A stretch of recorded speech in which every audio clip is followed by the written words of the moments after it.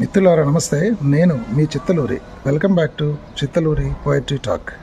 ఈరోజు పోయం, కాగితం ఎప్పుడైనా కాలిపోవచ్చు, హృదయం శరీరంతోనే.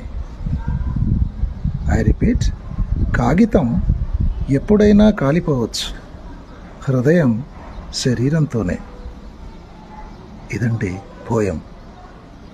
కాగితం మీద ఏదైనా రాస్తే ఆ రాసిన ఉన్నటువంటి కాగితం ఎప్పుడైనా కాలిపోవచ్చు, చిరిగిపోవచ్చు, ఏదో రకంగా మాయమవచ్చు.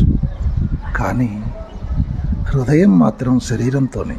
అంటే హృదయంలో నిలుపుకున్నటువంటి జ్ఞాపకం ఏదైనా శరీరము బ్రతికున్నంత కాలం కనీసం జ్ఞాపకంగానైనా చెరిగిపోకుండా ఉంటుంది అనేది కవి సమయం.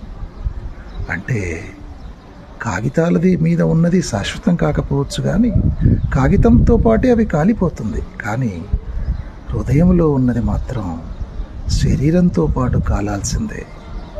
మనిషి చనిపోయిన తర్వాత శరీరం కాలితే ఆ శరీరంతో పాటే ఆ మనిషిలో ఉన్న జ్ఞాపకం కూడా పోతుంది. అప్పటి వరకు ఎక్కడికి పోదు అనేది ఈ కవితలో కవి చెప్పదలుచుకున్నటువంటి అంశం. అర్థమైందనుకుంటాను. Love you all. ఈ చిత్తలూరి.